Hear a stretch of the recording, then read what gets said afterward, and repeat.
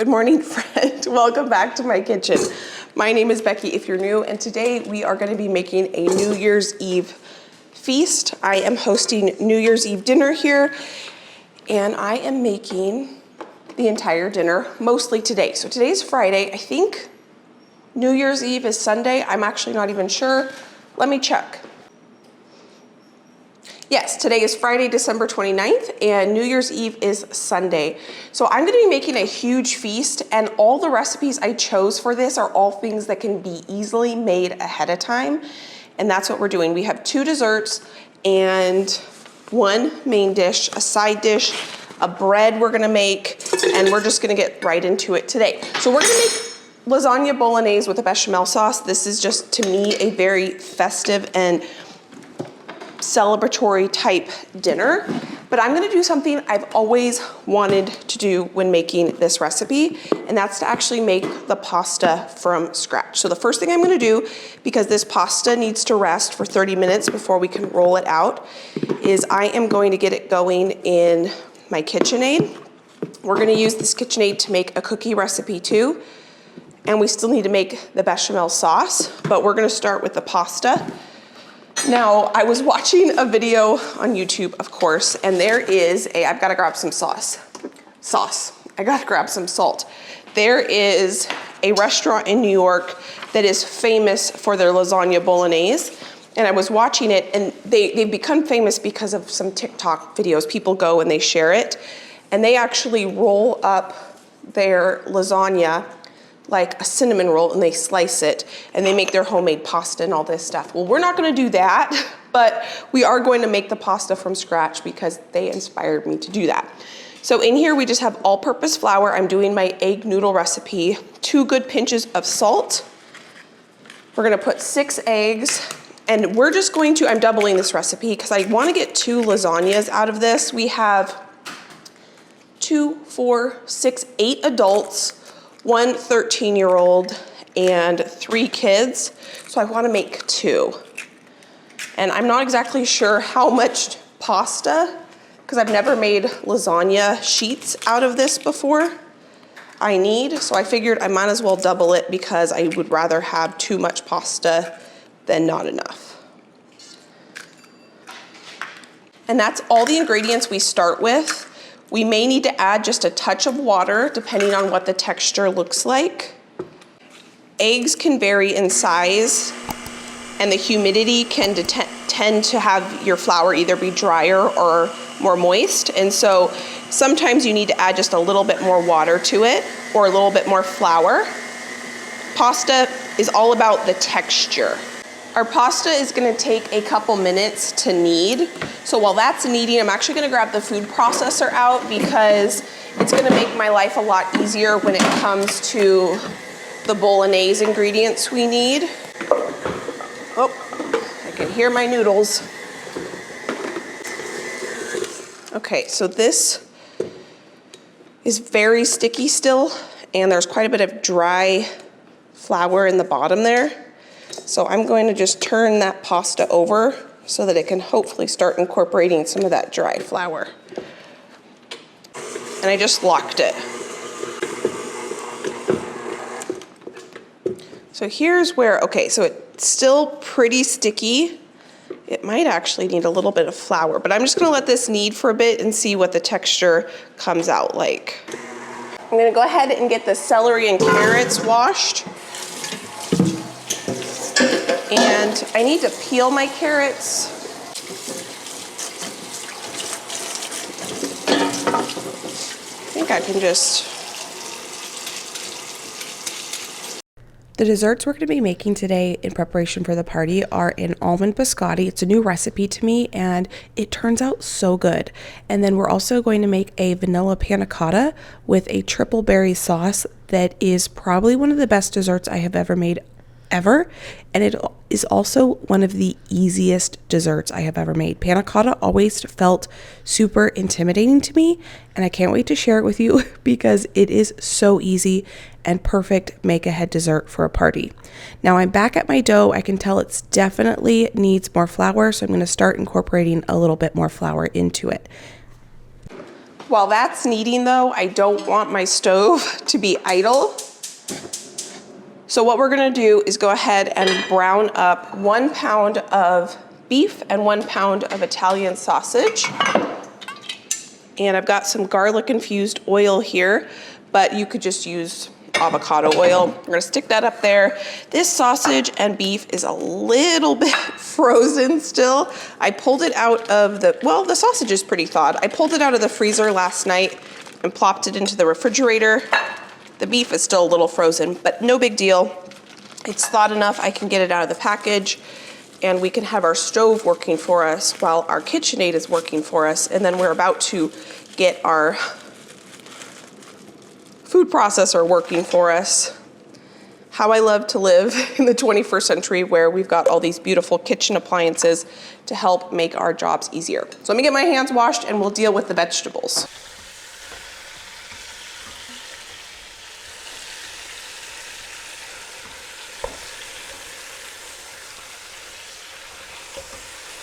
I think we've got the good consistency I want.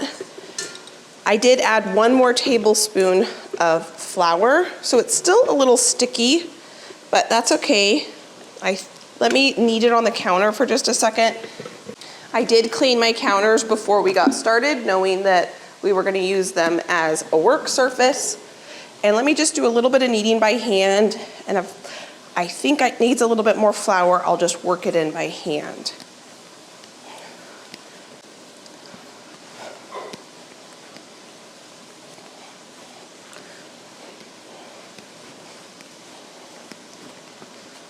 I think we're gonna go with that. So now what you wanna do with your pasta, because you've just developed a lot of gluten with all the kneading, so you want that gluten to relax, and you want the flour to fully hydrate. So I'm gonna cut this in half. Hope this is enough pasta for what we're doing. We're gonna roll it pretty thin, so hopefully it's enough. In full transparency, the reason I was having trouble with this pasta and needing to add more and more flour is because I just watched it back and I forgot an entire cup of flour. So I'm gonna go ahead and whip up 1 more kind of half batch here because I just don't know if this is gonna be quite enough pasta. What am I looking for? The salt. So I probably have 3.5 cups of flour or so in this, which it should be 2 cups of flour to 3 eggs is kind of the general proportion. But really, when it comes to pasta, it's all about the texture. And it really, egg size, humidity levels, all of that can really affect it. So I don't want to have too few pasta for what we're doing. So I'm just gonna whip up kind of another little batch here. So while this is going, I am gonna wrap this in some saran wrap, because this does feel like a good consistency. Here, it might be a little bit on the soft side, but we can make it work. As I'm working with the pasta dough, I'm realizing that it's sticky and I keep adding flour, and then it dawns on me, you know what? Maybe I should go back and look and see what I did. And I did add 1 cup too few of flour. So originally I should have started with 4 cups of flour and I only started with 3.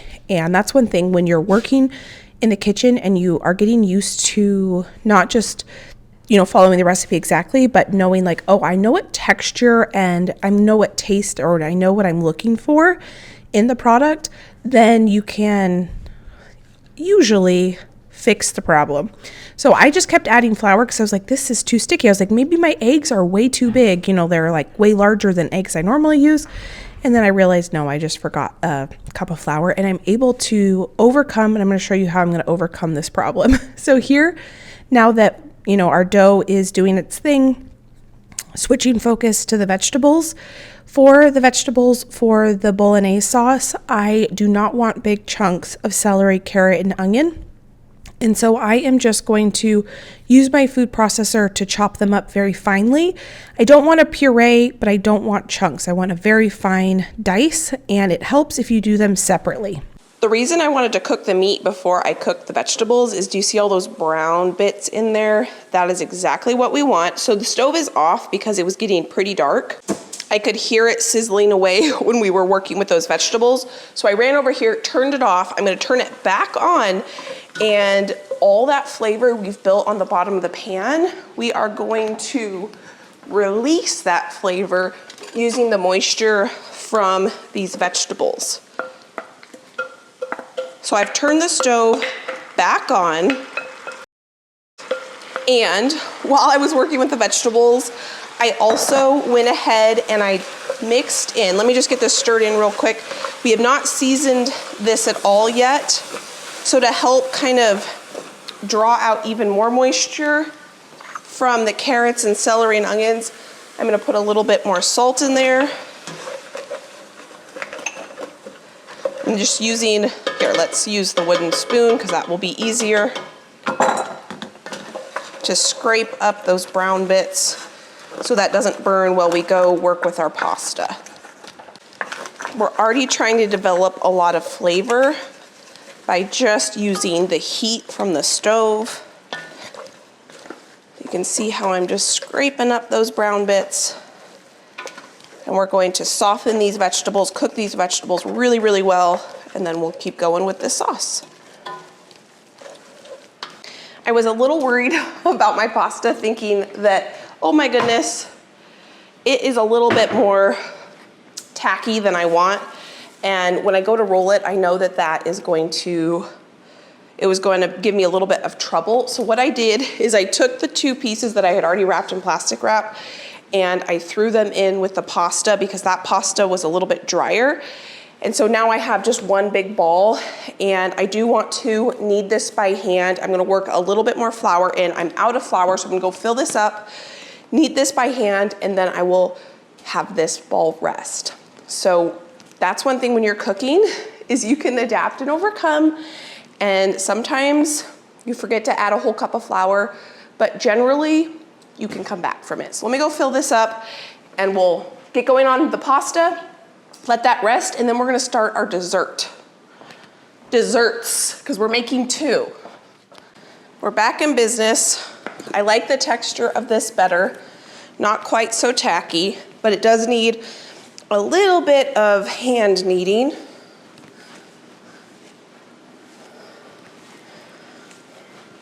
Yeah, that's better. I like that better.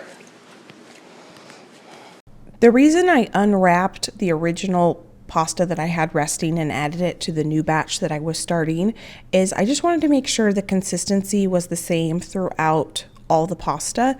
And so I just threw all of it in the KitchenAid and let it knead together, and so that I was going to have a consistent product throughout, and this turned out beautifully. I am stressed that I don't have enough pasta sheets, but I have more than enough pasta to make 2 lasagnas with 1.5 recipes worth of pasta. I probably could have gotten away with just doing 1 recipe, but I would have rather had too much pasta than run out of pasta halfway through. So because this is the first time I'm making pasta sheets, I just didn't know exactly how much I would need. I just rinsed out my food processor, and because I already have this out and I have this big bag of garlic I got at Costco, I'm gonna go ahead and process this and get it ready for the freezer and not put it in the fridge and then have to deal with it later, because I don't want it to go bad. So I'm completely out of the garlic that I put up from last year except for dried. I do have some dried garlic left. And I've already used all the garlic that I purchased from a local farmer to supplement what I grew. And so I went ahead and got this at Costco, and I'm gonna process it how I process the garlic that I grew because it was so convenient. I didn't have to think about chopping or peeling garlic for a long time. So all I'm gonna do is put all those garlic pieces in there, if I can get this to close. There we go. For Christmas, I got more of my favorite pre-cut parchment paper sheets that fit my huge cookie sheets. I have been out of those for a long time. See how perfectly they fit in there? Love it. So now I'm gonna take this garlic, and I've got a cookie scoop, and this is the perfect little dollop. I'm gonna go ahead and just stick that right on there. You don't need to add anything. They stick together. There's enough moisture in the garlic that they just stay together when you freeze them. So this is my favorite way to have fresh garlic where you don't have to peel it every single time you want it. I'm gonna go ahead and do this whole bag, except for maybe 20 or 30 cloves, and I'll just freeze those whole in case I want whole cloves of garlic. Actually, I'm gonna make, I think, garlic confit for the focaccia bread we're gonna make. And so maybe I'll go ahead and get that done today as well, because I could prep that today. I've done this with ginger too, and it works beautifully with ginger.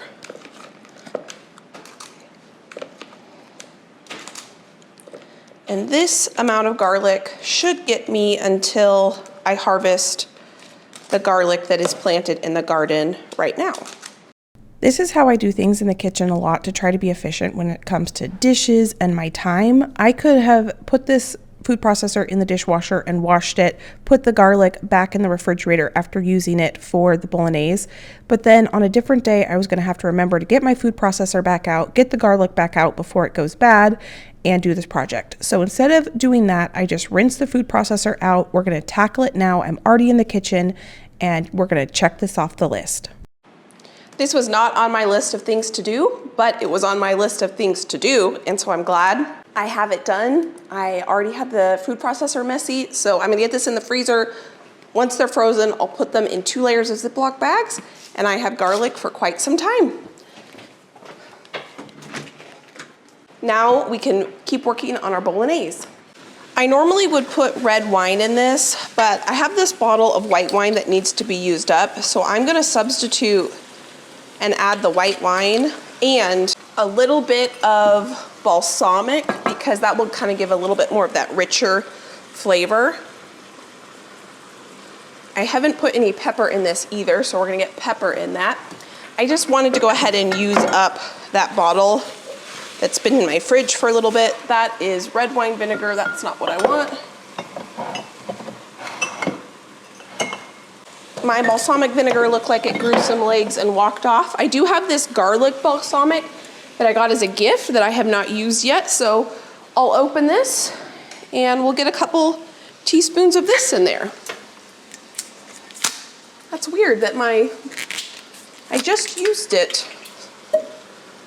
Oh, now that smells incredible. My parents got this for me as a gift, and I just have, maybe I should taste it. I just hadn't gotten around to trying it yet. Oh, it's syrupy. Ooh, that's got a good sweetness to it. That is delicious. So I think I'm gonna put maybe 1 tablespoon, maybe 1.5 tablespoons. That is, so, I'm gonna put a little more. That is so good. There we go. So I do have a recipe for this, but this is how I generally cook, is I just use what I have and taste as I go. And that's the biggest key, is just taste and taste and taste and adjust the seasonings and keep making it until it tastes absolutely delicious. So I'm just letting all the alcohol evaporate. Ethanol is very heat sensitive, and so it just evaporates into the air. So if you don't want to cook with wine though, just add maybe a cup of broth instead and balsamic. That's a great way to get a wine substitute flavor without cooking with it if you're not comfortable or you don't have it on hand. But it feels good to get that bottle out of my refrigerator. And now I'm gonna add 4 jars of just crushed tomatoes. I don't want to use my marinara sauce for this because I want to use that for other things where I'm not adding so many other flavors. So this is from this year's garden. And 2 of these jars are pretty thick. 2 of them are a little bit on the thinner side. So while we make our desserts, we're just gonna let this simmer away on the stove. And I forgot to add tomato paste, but that's not a big deal because I have tomato powder. I think I'm gonna add the rest of this jar in there. Just gonna go in there. This was all the tomato powder I made, so I'm gonna have to make more of this next year. I'm gonna put just a A little bit of water in these to rinse out any of this goodness. Not much at all, because I don't want to add a ton of moisture.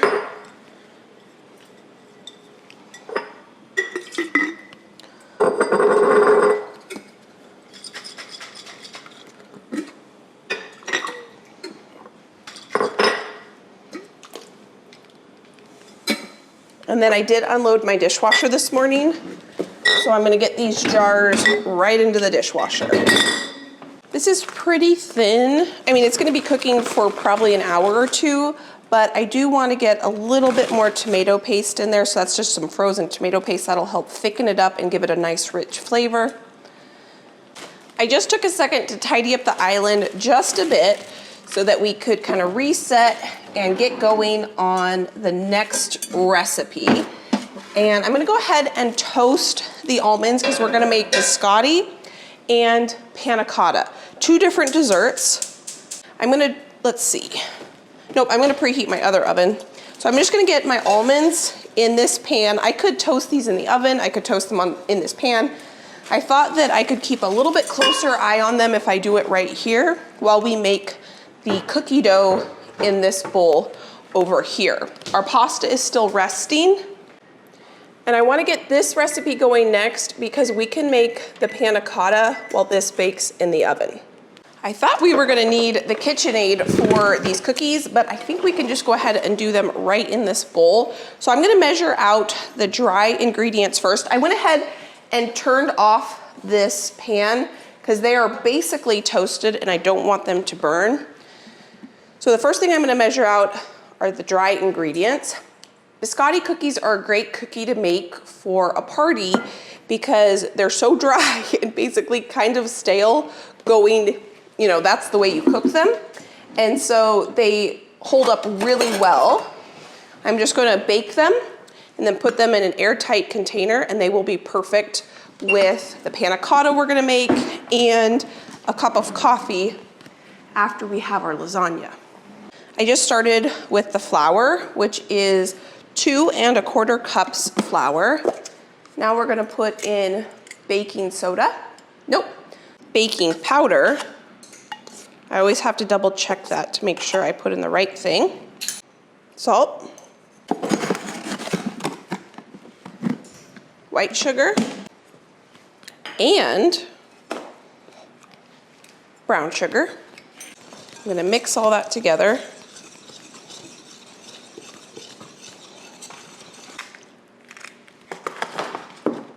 I'm gonna get my wet ingredients in here now. 3 eggs, 1/2 cup of oil. The recipe calls for olive oil, but I'm gonna use avocado oil because I really don't want that flavor in there. The olive oil that I have is a very, very strong olive oil, and I don't really want that. Whoa, no! All right, maybe I'm in need of a new microplane. The zest of a lemon. Almond extract. I measure vanilla with my heart, but almond extract I always measure with a measuring spoon because I don't like that to overpower anything. Vanilla extract. That I might put a little extra in there. And our almonds. Mix that all together. Oh, that smells so good. The hot almonds hitting that vanilla extract and vanilla and almond extract smells incredible.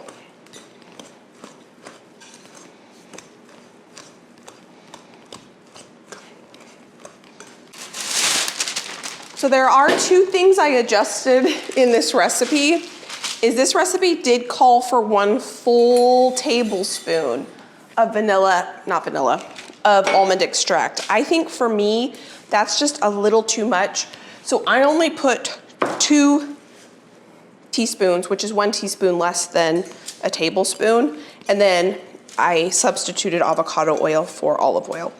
So now what we're gonna do is the first bake. So biscotti cookies are baked twice. And what we need to do is form this into 2 logs. Oh, I also use slivered almonds instead of whole almonds because I didn't want to go through the effort of having to chop them. So when I purchased my almonds at the store, I bought slivered just because they would already be cut up for me. So we're going to make them into 2 little logs. I've never made this particular recipe before, and it does feel a little bit on the oily side. So I double checked to make sure I put the correct amount of oil in it, and I did.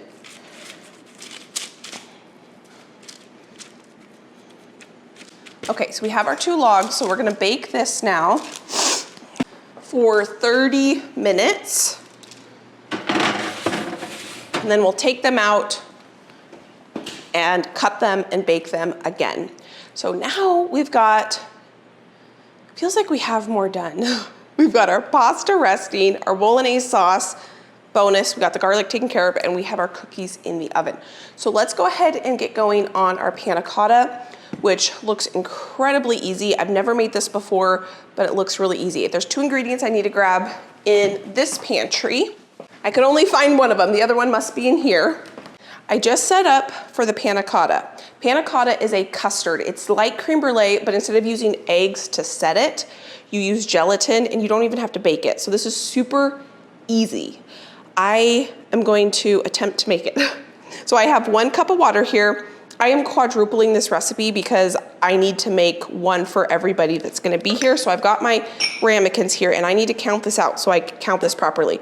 1, 2, 3, 4, 5 teaspoons to 1 cup of water of plain gelatin. So the gelatin is what is gonna set our panna cotta instead of eggs. And I used to order this all the time. So in high school, my friends and I loved to go to the movies. And then there was this restaurant in downtown Portland called Papa Haydn's, and they did fancy desserts. So we would go to the movies, and then we would go get dessert and French fries at this restaurant. And this was one of my go-to things. And I think I paid like $9 for this dessert. And you're gonna see how easy, I had no idea how easy this was gonna come together. So we're gonna let the gelatin sit there and dissolve. This is gonna be easier if you were with me when we made the creme brulee. This looks a lot easier than that. So now I just have heavy cream. Because I'm quadrupling this, I need 8 cups, which actually, I think isn't 8 cups a quart, 2 quarts of cream, which is what is in a half gallon, right? I'm gonna measure it out just to be safe, but I'm pretty sure a half gallon is 8 cups. Yes. It's actually, according to my measuring, it's about a 1/4 cup less than that, but this is what I have, so this is what we're using. I'm gonna get a spatula to get all the goodness out of this measurer. When I have people over and I wanna make dessert for them, one of the best things is if you can think of desserts that you can make ahead. So this is vanilla beans that I had used to make vanilla extract, and I didn't throw them away, and I'm gonna use these in the panna cotta, and there's a bunch of seeds inside there that I wanna get out.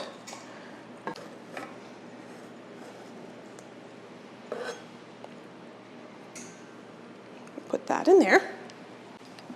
And then the only other ingredient that we're gonna add to the cream is 1 cup of sugar.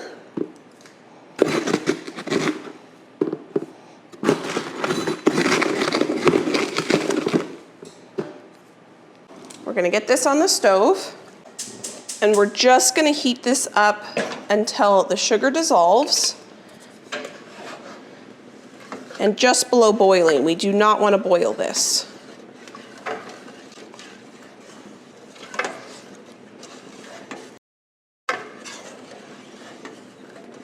And I'm going to pour in some vanilla extract, just the last little bit that's in that jar.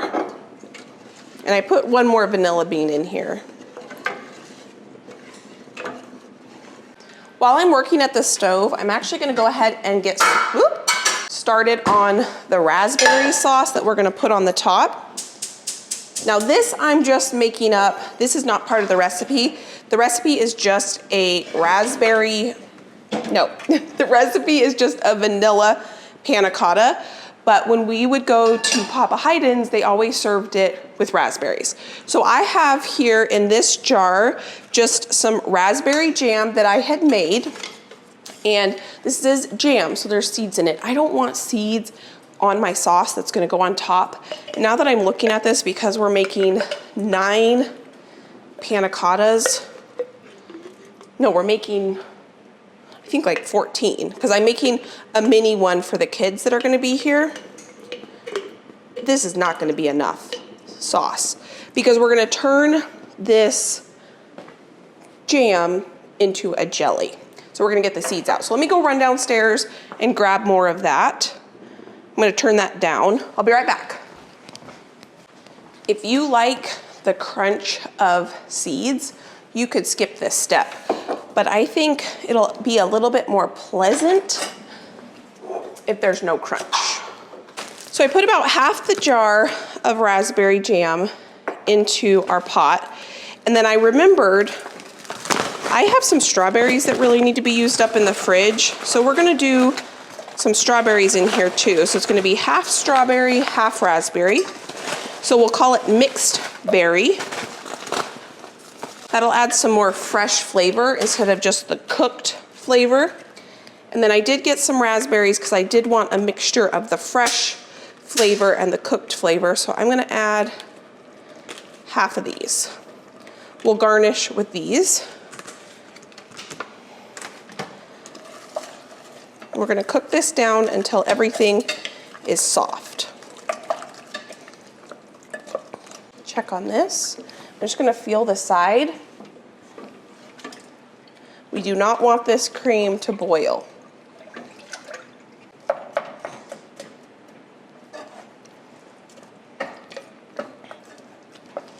Since we're doing mixed berry, I do happen to have a few blueberries in my fridge, so I'm gonna put those in there too.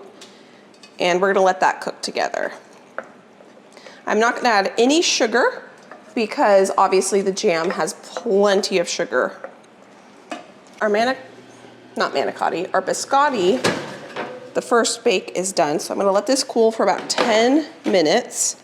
It's not done totally, but just for this next 10 minutes.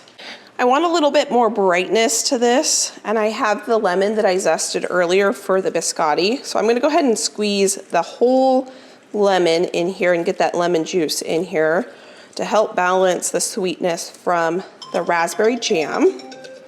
That is my timer for my biscotti, but I already took that out.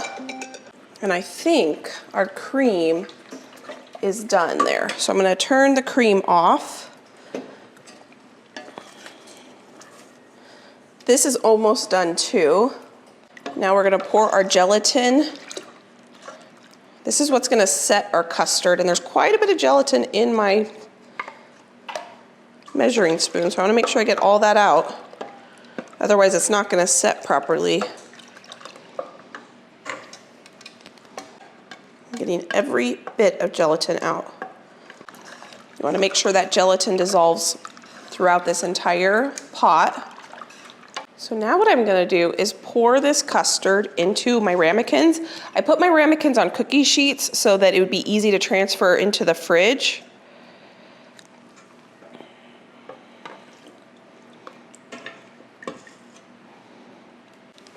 I just turned the stove off because my berries are boiling away and I don't want that to burn while I'm focused on this.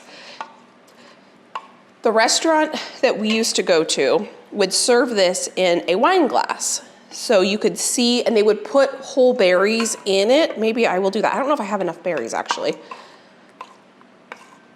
So in the wine glass, you could see random raspberries in it. So you could put this in whatever container you would like.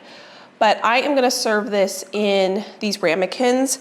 And a lot of recipes call for actually turning the panna cotta out. So once it sets, you run a knife around it, you turn it upside down and you plop it out. I think you have to run it under some warm water to do that. But that adds a level of complexity.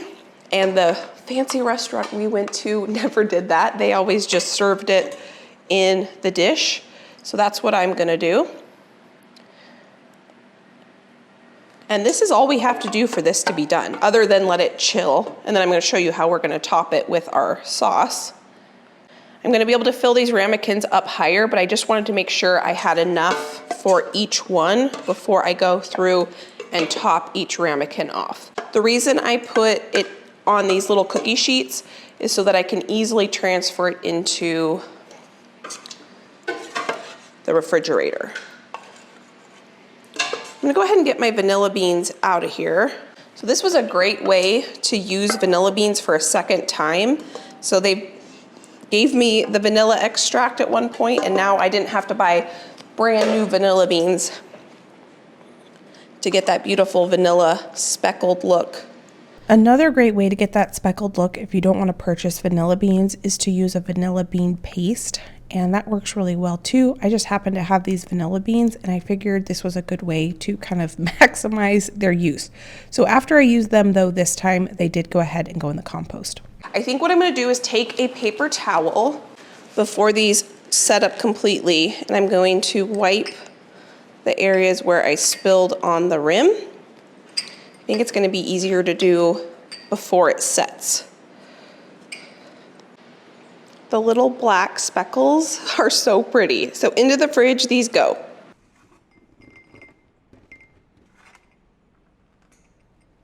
So before we get going on the sauce, I need to cut our biscotti. So now what we're gonna do is use a serrated knife. That is the key to cutting this. And you wanna be pretty careful.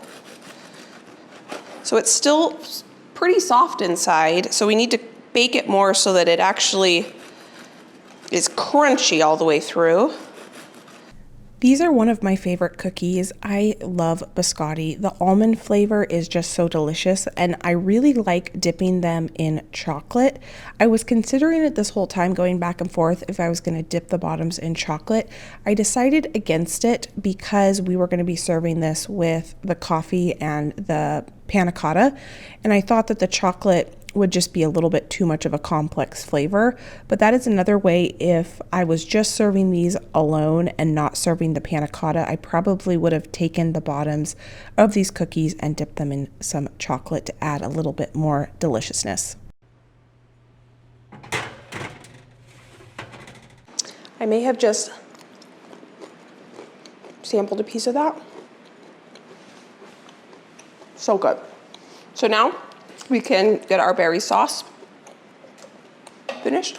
The little bit of lemon zest in this with the almond extract is incredible. I like that it's not super lemony. So here we've got what we're going to finish our sauce with. I want it to be a nice smooth sauce. Oh, it smells so good. Oh my goodness. Okay, I'm making a mess. Maybe I'll only pour half of it. Maybe I got too small of a bowl. I want to push the strawberries. Okay. I'm going to go throw that in the wash in just a second. But I want to push the berries through this sieve because I want all the good strawberry goodness and blueberry goodness, but we don't want any of the seeds.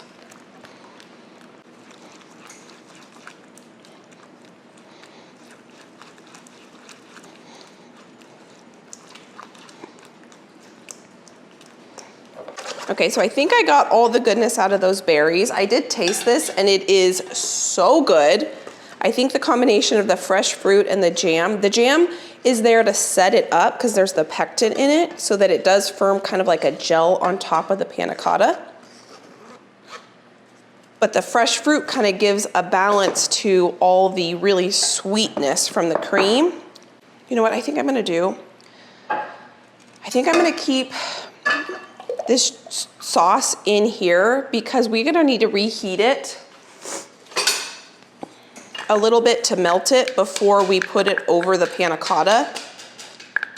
It's gonna be a couple hours before I can do that, but this is now done. So now we're gonna go ahead and get our bechamel sauce going. I have a pot here that I just rinsed out that had the panna cotta in, And I've got some butter, a lot of butter. I'm gonna get that in there and we're gonna make our roux first. I need 6.5 cups of milk to make this because I'm 1.5ing the recipe.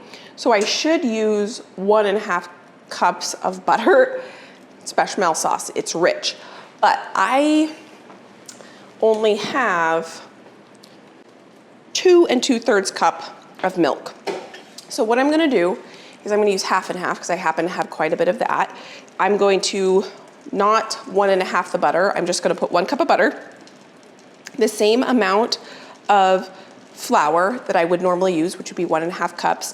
And then I'm gonna use the milk that I have in half and half. The reason I'm reducing the butter is because there's more fat content in half and half than milk, and I think it'll be okay. It's not following exactly, but this is where we are adapting and overcoming, and we are going to make it work. And it's gonna taste delicious. And this butter is grass-fed butter, and you can see the color on that, and it already smells so good. So I'm just gonna add a heaping cup of flour to this. We're gonna let that butter continue to melt. I have milk being delivered today, it's just not here yet. And so we're just gonna use what we have. I probably should have let that butter melt completely before I added the flour. You can see our sauce over here is starting to thicken up now. It's reduced down about 1/2 inch. Yeah, I should have let that butter melt first, oh well. While this is melting, I'm gonna add my nutmeg. What I did is I pushed all the flour to the side and I have my pot just on the corner here on the heat. And so I was able to get this butter to kind of melt a little bit, and this is working pretty well. Then once I get this butter melted, I'll fold in the rest of that flour. Once I have this going, we are gonna start on rolling out the pasta.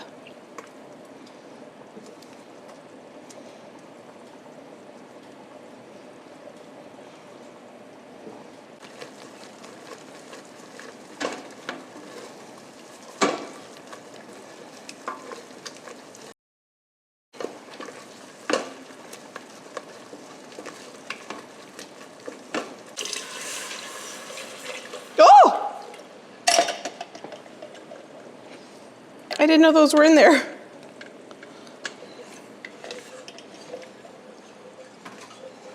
I used the same measuring spoon I threw the vanilla in. For some reason, I missed that.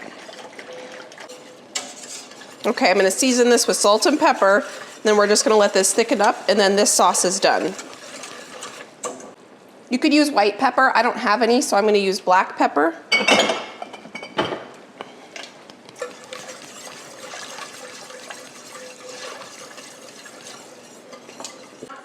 So now I need to add some herbs. This is all the basil I have left from the garden. And I'm going to just crumple that in there. And then I'm also gonna add from the garden some parsley. I'm gonna do the same thing, I'm gonna crumple that. Piece of stem, I'm gonna take that out. Get that stirred in there. I'm gonna continue to let this thicken up. And then we need to taste this. We have not tasted this yet.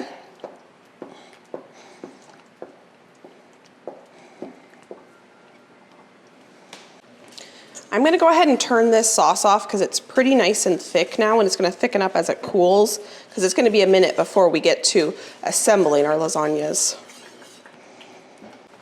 We are at the point where we get to start rolling out our pasta, and we do need to boil the pasta before we can actually assemble the noodles. So I'm gonna have to get out a big pot and get that on the stove to boil. I have my KitchenAid attachment pasta sheeter, which is my absolute favorite way to make pasta. You do not have to have this. This was a gift I got for Christmas from Josh one year.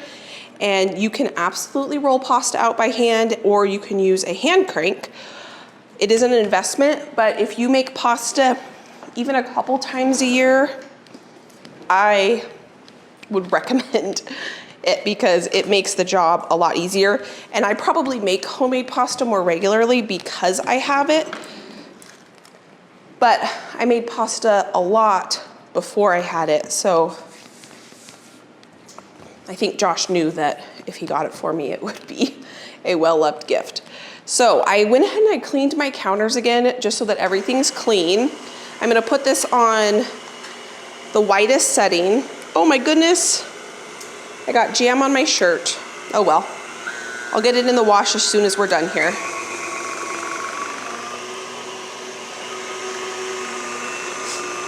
So I like to run everything through twice. I'm hoping I made enough pasta. It's rested for a long time, so it's nice and silky and soft. It's probably a little bit on the wet side, but I think it'll be just fine.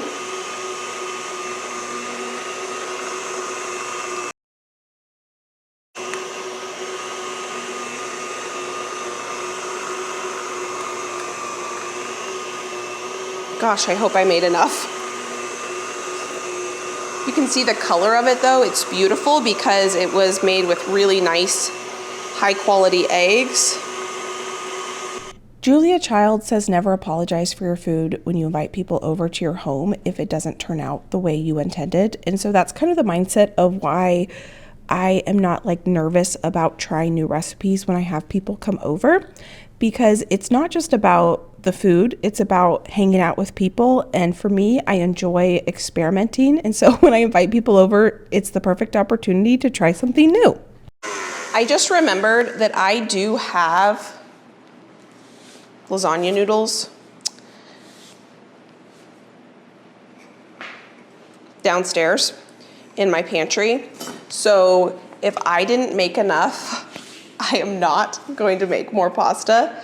I will just make one lasagna 100% with homemade pasta, and then I will make the other lasagna if I need to with the store-bought pasta. Typically what I do when I make lasagna bolognese with bechamel is I buy the sheets of pasta that are the no-boil flat sheets. I think it's the Barillo brand. They are so delicious. And I just wanted to do something a little bit more special since this is going to be a New Year's Eve dinner. So I thought I would try my hand at making it from scratch. So I'm gonna keep running this through. I decided to go to number 7, which is one shy of the thinnest setting. So I'm gonna go through until I get all 3 of these rolls of dough rolled out.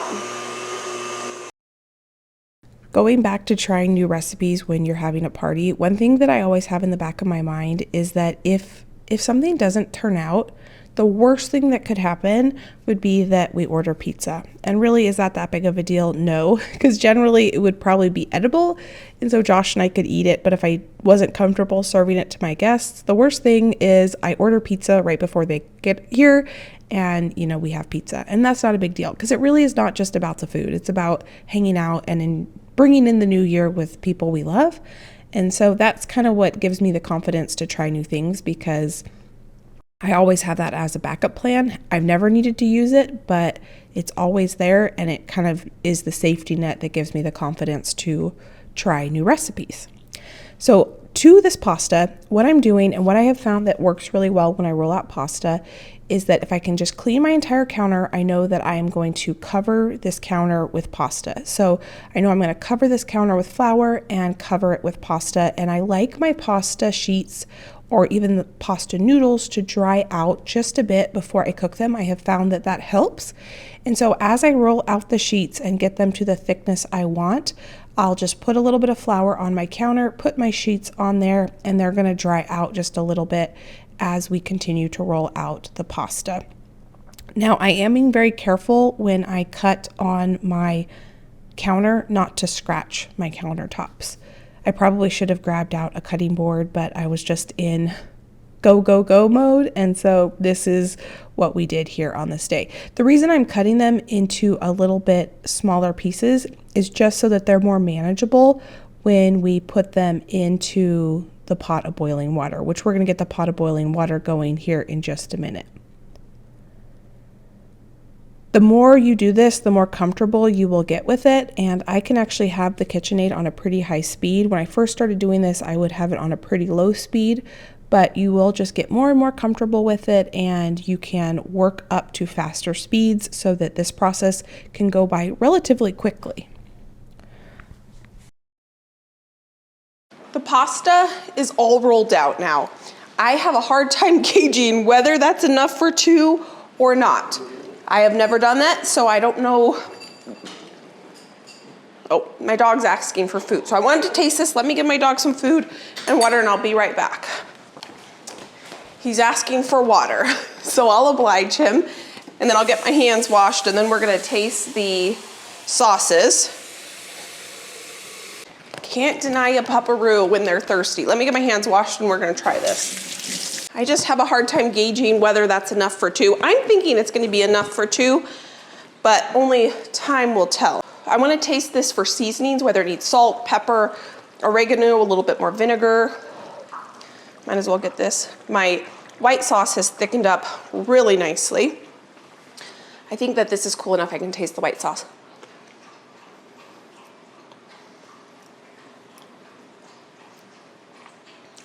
Ooh, that's good. Perfect amount of nutmeg. Okay, that together is going to be perfect. I think the white sauce could use just a touch more salt. I don't think the red sauce needs anything.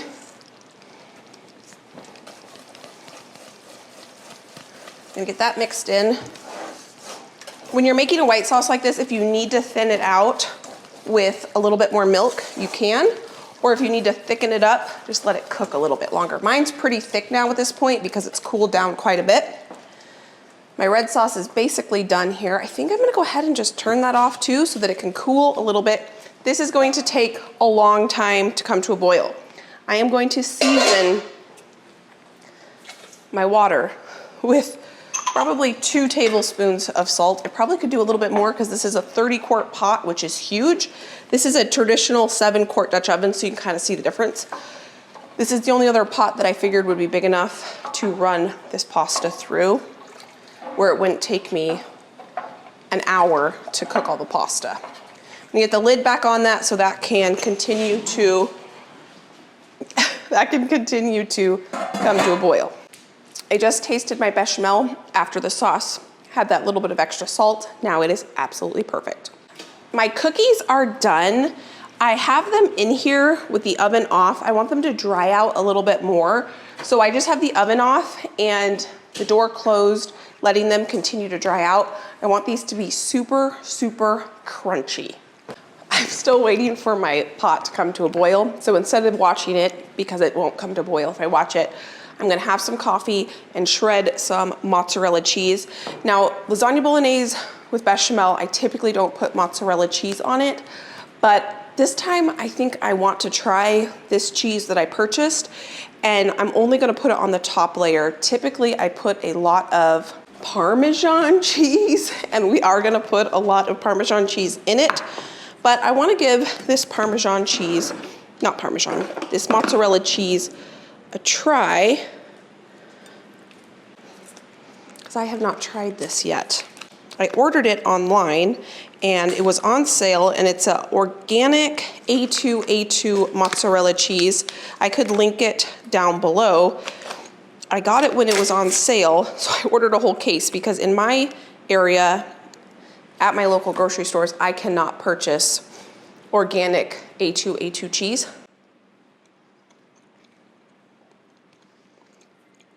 I like the texture of that a lot.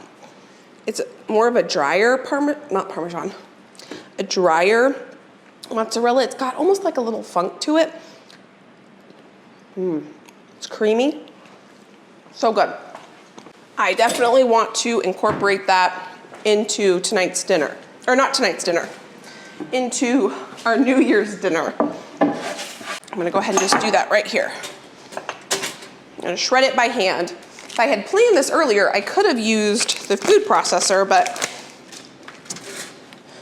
I actually broke one of my food processor bowls by shredding mozzarella cheese in it, so it's probably best I do it by hand.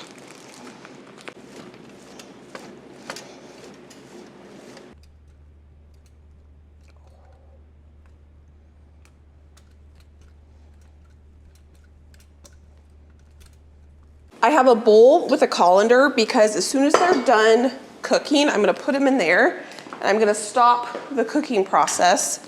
I'm gonna cook these, let me grab a few of them. I don't wanna put too many in there at one time because it's gonna drop the temperature, but it is a big pot, so I'm not worried about putting, I don't know, we're gonna go with it.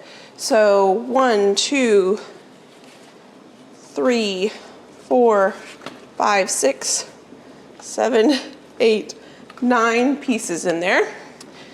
I'm gonna cook them for maybe about 1 minute. Uh-oh, one of them I ripped a little bit. Yeah, because it stopped boiling at this point, just because of taking the lid off and putting the pasta in there. It's dropped the temperature.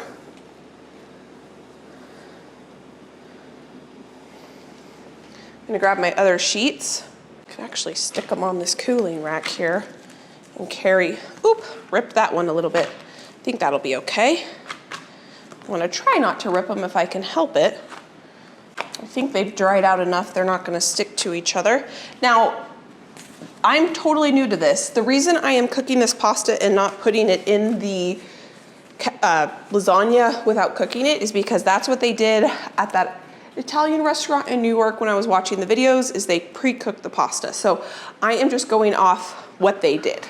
So I am just following their lead, and they did cool off the pasta and stop the cooking process, so I'm gonna do that too. I'm gonna call this good. I'm gonna just take out each individual sheet at a time as to be gentle with it.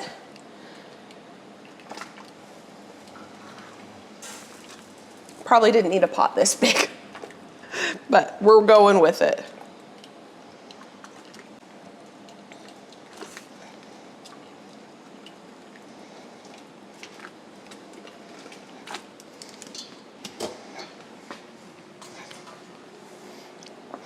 I'm gonna run this under cold water. And I'm gonna get more pasta sheets in here. I don't want these to cool all together in one big clump. So I'm going to take them and lay them out on this cooling rack and try to flatten them out a little bit.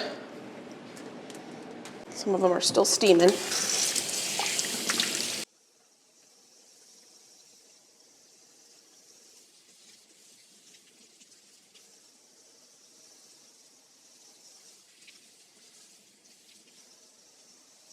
Okay, these are a lot flatter because I put them in there more gingerly, and I think that that's helping them not get all wrinkled. And I think I have plenty of pasta here. I don't think I had any reason to be worried.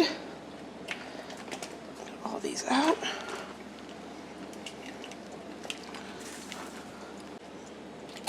Yeah, I think putting them in here kind of like that is better.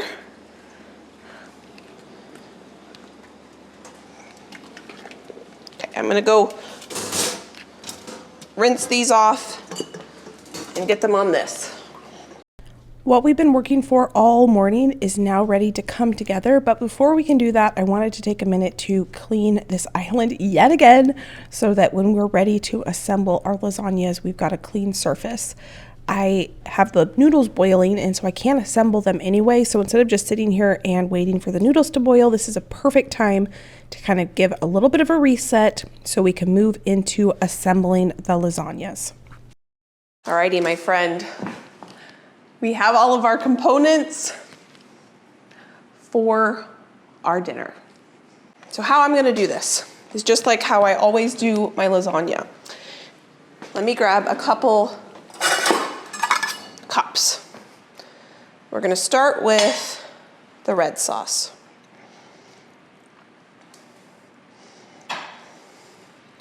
I'm pretty sure I made enough of everything. So in the video I watched about the restaurant in New York, what they did is they chilled everything down, and then they put their pasta down, they wrapped, then they put the white sauce and the red sauce, and then they rolled it up. and then they cut it into like little medallions, and then they put those medallions facing this way. We're not doing that.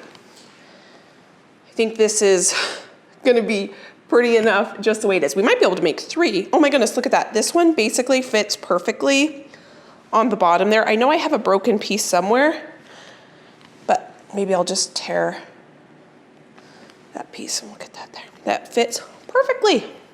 So the next layer is gonna be our white sauce. So I prefer, and so does Josh, we prefer white sauce, bechamel sauce, as opposed to ricotta. I might be able to get 3 lasagnas out of all this. I'm gonna bake 2 for sure for the party. And then maybe if I'm able to make a 3rd one, I could throw one in the freezer. And then the next step is a good amount of parm, bechamel, not bechamel, Bolognese. The first time I ever had lasagna with a bechamel sauce as opposed to the ricotta was we had a Danish exchange student live with us in high school, and she came back when she was in college and I was in college for a visit, and she made this one day for us for dinner, and it blew my mind, and it has become our favorite style lasagna ever since.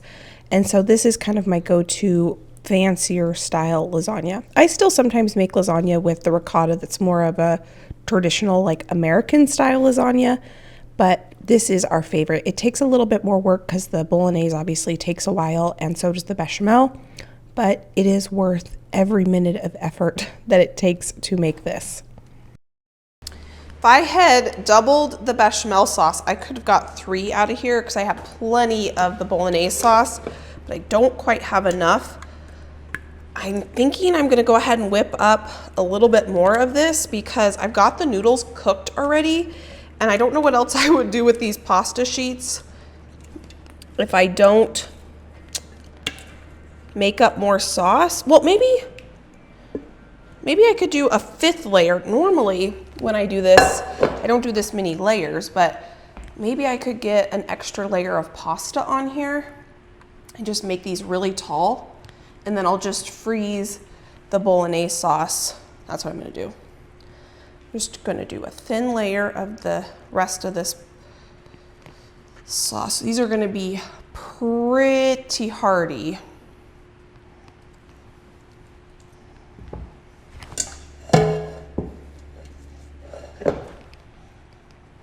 Okay. I'm gonna do just a thin layer of Bolognese so that I can fit an extra layer. And I think I'm gonna skip the Parmesan cheese on this one because we're gonna put cheese on the top. I always like to top it with the bechamel on the top, so that's why I'm just doing this thin layer so I can kind of justify another layer of noodles here. Okay, I think this is gonna be perfect.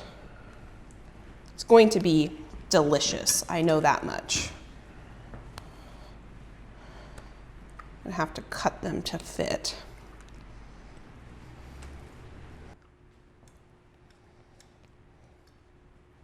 We did it. We made lasagna 100% from scratch, which is pretty awesome. I think it's gonna turn out well. Our panna cotta, is set enough we can get our berry sauce on it. And then I can wrap these up and I don't have to think about them until dessert on the day of our party. So I know these have set, the large ones have a little bit of jiggle. They need to set just a little bit more, but when we look at that one, it's perfect. So what we're gonna do now is get our berry sauce onto the top. I think I'm just gonna use this cookie scoop. This, I think, will firm up once it's in the refrigerator and chills.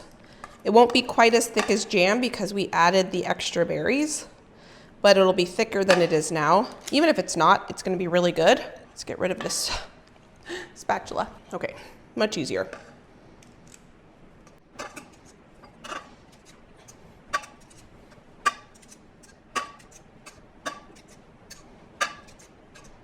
Oh my goodness, I think I made just the perfect amount.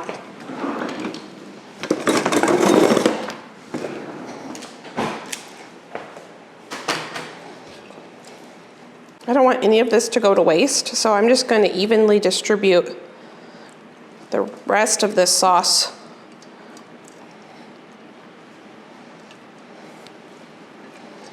So I'm going to grab a new cookie sheet, wipe the rims of all of these and get it onto a new cookie sheet.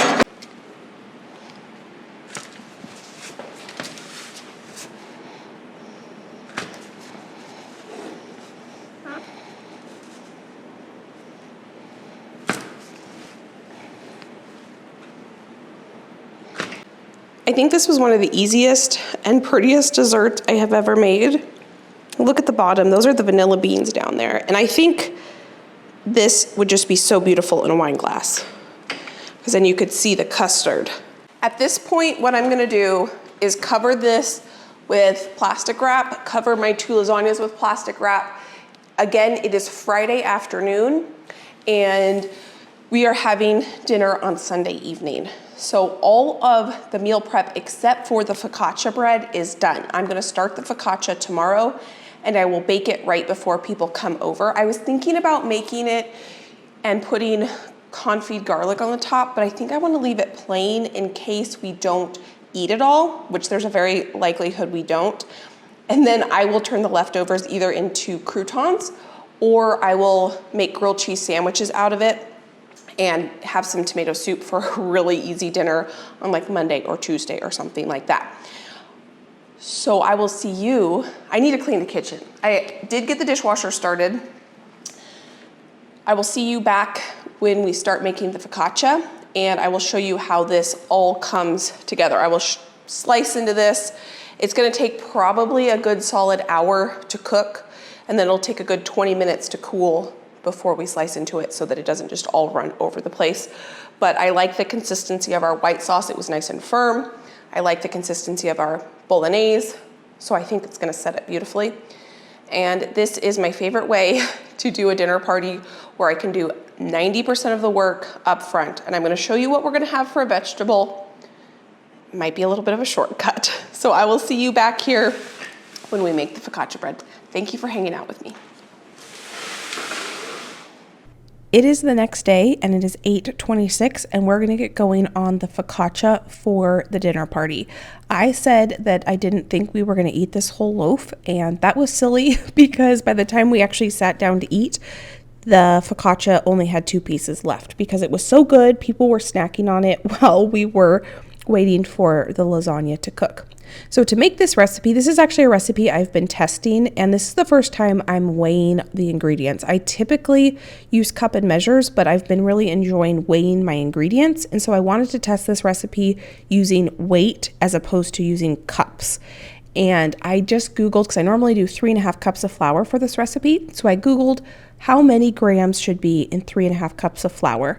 Weighed that out. I did the same thing with the water, and I am mixing up this dough. This dough is definitely more hydrated than when I typically make the dough, because when I typically weigh or measure out my flour using cups, flour can compact, and so you can actually use way more flour than a recipe calls for if it calls for grams, just because how flour compacts.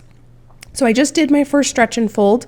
I'm gonna let that sit for 30 minutes. We're gonna come back and do the second stretch and fold, and you can see that if you put a little water on your hands, it helps, and you can see that the gluten is starting to develop, and so it's not quite as sticky as it was before.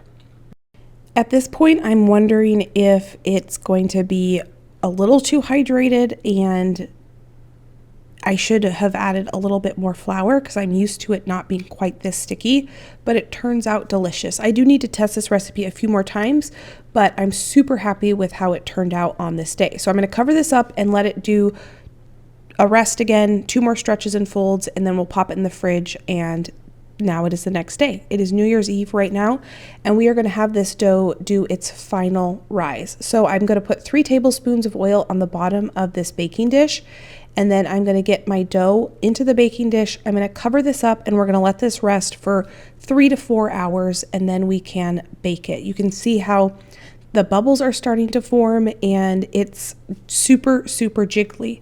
So it's time to go ahead and bake this bread. So I'm going to preheat the oven and I'm going to put another 2 to 3 tablespoons of olive oil on the top of the focaccia. And then I'm going to oil my fingers and I'm going to put its signature indents into the focaccia. Now at this point you could decorate this or season it however you want. You could put some rosemary on the top. You could put tomato slices.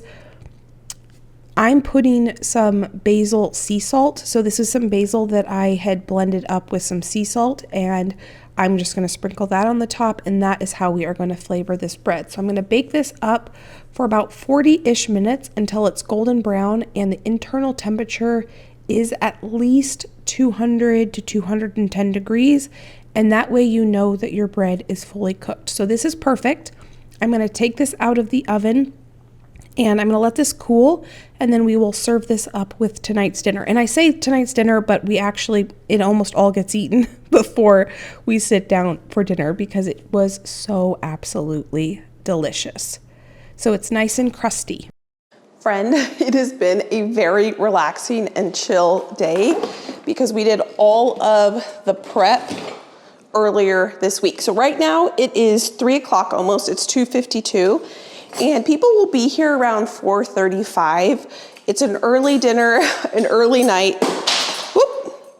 Kind of reached that point in life where on New Year's, we will not be up hanging out until midnight, but we're gonna enjoy each other's company. Josh and I have just been relaxing. You saw the only things I've really done today. I've rotated the laundry and that's about it. And we don't have that much more to do to pull this entire dinner together. The one thing I want to do right now is get my dishwasher unloaded so that we can load it right after dinner and I won't have to think about it. We still need to bake the lasagna, which I got out to come up to more room temperature, so it's not going to take so long to bake. And then our focaccia bread is out. We need to cut that, and I need to dress the salad. But I got a salad kit from Costco, so I don't even have to worry about that. But the one thing I want to do right now that I can do is set the table. I was waiting for my forks to be done so that we could set the table with the forks. I didn't buy any new table decor or anything like that for this dinner party. I'm just using what I have. I didn't buy flowers or anything. I think what I have I'll be able to pull together and it'll look nice. We do have one family that came down with the yuck that's coming around. And so I thought about setting the table yesterday, but I'm glad I didn't because I would have pulled out a folding table. And because I waited till this morning to confirm everyone was gonna come, I found out that they weren't able to make it. And so I didn't need to pull out the table and then put it back away. Plates. I knew I was forgetting something. Half of the thing of pulling out the table.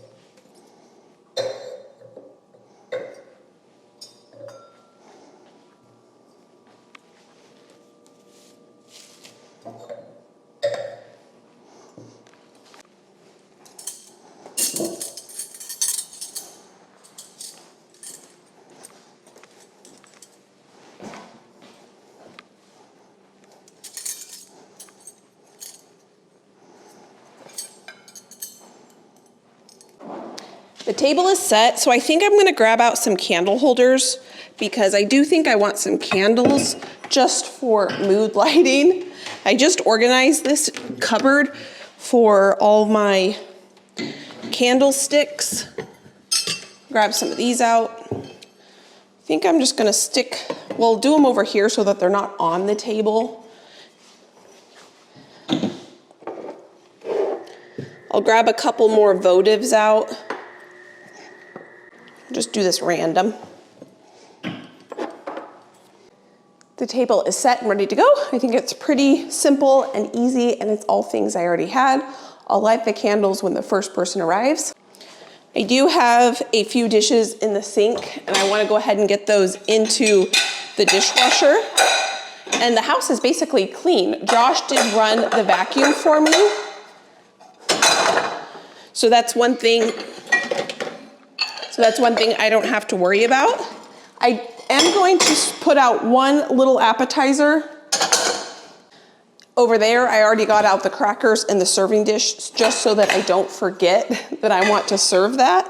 I have definitely done that before where I have forgotten to serve an appetizer. It's just gonna be some Boris and cheese and some crackers that I had in my pantry that I wanted to use up, and they're really delicious. And so it'll go really well with the cheese that I have.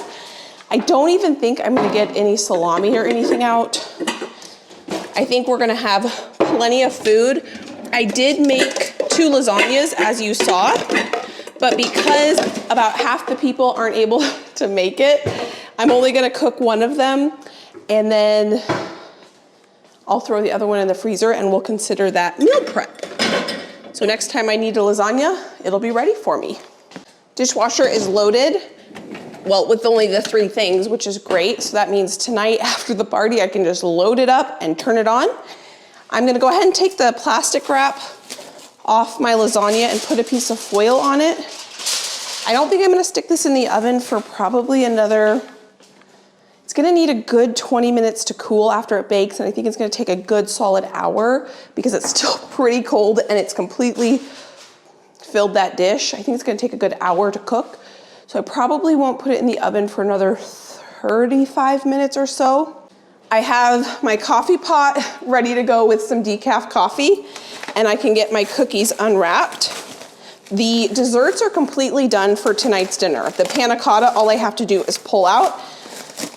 Josh and I may have tried one the day I made it, and it is so delicious. He said he likes it better than creme brulee, and creme brulee is easy. You saw, if you saw, we made creme brulee together last time we had a party. The panna cotta, even easier. So I'm just gonna set these cookies here. If people wanna snack on them before dinner, they're more than welcome. Or we will have them with our panna cotta and with a cup of decaf coffee. I went ahead and put a bottle of champagne in the fridge to chill so we can toast with that. It may not be at midnight, but we'll cheers over dessert. And I'm not gonna cut into this bread until people arrive because I don't want it to dry out, but I'm gonna go ahead and grab a knife. We'll just set this here, and I'm really excited to cut into this and see what maybe we'll just cut a little piece and we'll do a little peek and see what the crumb looks like. Oh, yes. Okay, this is better. Oh, I love it. That is by far the best focaccia I have ever made. When I look at it, I guess the biggest is the taste test.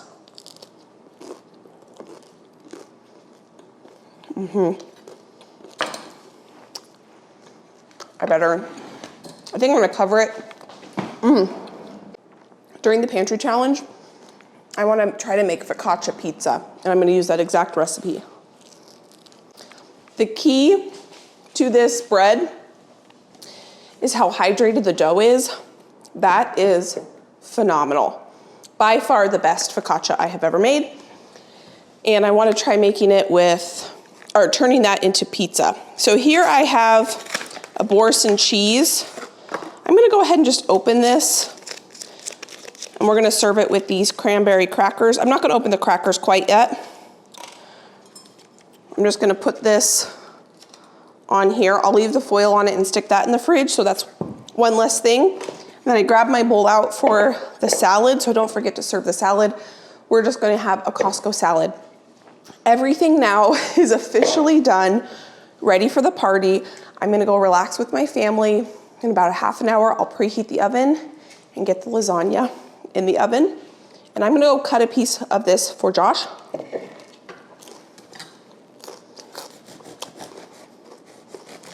Oh my goodness, friend, this is so good. I I had Josh give it a taste test and he gave it 2 thumbs up. And so that was a super win. So now it's time to go ahead and get everything ready for the dinner. This has been a very relaxing day. One of my favorite ways to have a stress-free party is to get as much prepped in advance as possible. And so by doing all this prep on Friday morning, I was able to spend Friday morning enjoying cooking, making the kitchen a mess, and then we could clean up. And then we had all day Saturday just as a family to relax and do what we wanted to do on the weekend. And then come the day of the party, very, very little effort on my part to get the food ready to go and to be able to just really enjoy the day and enjoy my friends and just enjoy spending time with them and not worrying about the cooking part of it. So now I'm going to go ahead and get the appetizer ready. This turned out perfect. These were some crackers I had purchased for a different party. We never ate them. And so I thought instead of making something new, just use what I have. And the combination of those crackers with the cranberry and the hazelnuts and the creamy cheese was so delicious. We actually had 0 appetizers left over.